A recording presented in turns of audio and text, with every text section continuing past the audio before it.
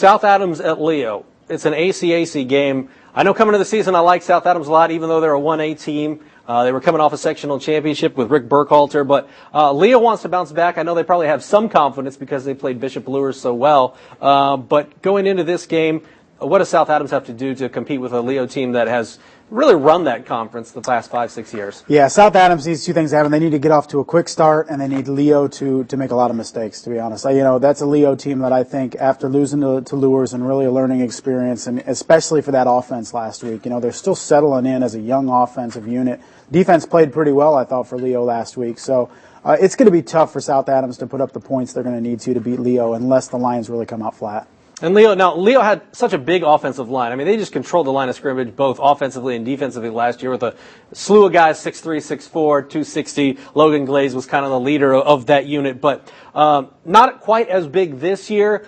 Are you concerned at all going forward, not necessarily in this game, but maybe when the postseason comes, being a 4A school, about not having the size that they had last year? Because in the Luers game, like we mentioned, Logan Leiter, 14 yards rushing. Luers controlled the line of scrimmage. Yeah, for sure. Luckily thing for Leo is they're really pushing toward, okay, we're going to be ready by sectionals when we get there, especially with these young guys on offense.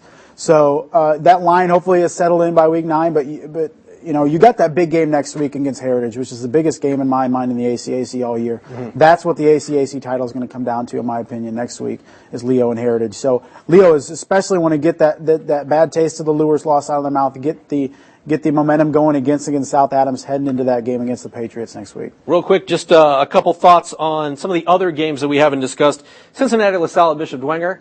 That'll be a tough one. Mishawaka at Northside. Also got a good one, Belmont at Homestead. We're still trying to feel out exactly where Homestead is with Logan Ormsby. And also Eastside at Garrett. Eastside at Garrett's going to be a heck of a football game if you're a fan. Yeah, Eastside beats Cherubusco last week, and kind of an eye-opener, too, for the Blazers. So that's huge. Garrett, I know, is really wants to put their stamp on the NECC. That's another big game for them on Friday. Yeah, and if you're Garrett, this is a game that you almost have to win, isn't it, to assert your dominance as far as the conference goes? Yeah, those are the games that Garrett is probably circled and say, we really need to come out and play well, and we need to let people know, hey, Garrett's back in the NECC, and this is what you got to prepare for. All right, so plenty of good football here on Week 5. Should be a huge Friday night. I know Justin will have you covered all week long on Twitter. Yeah.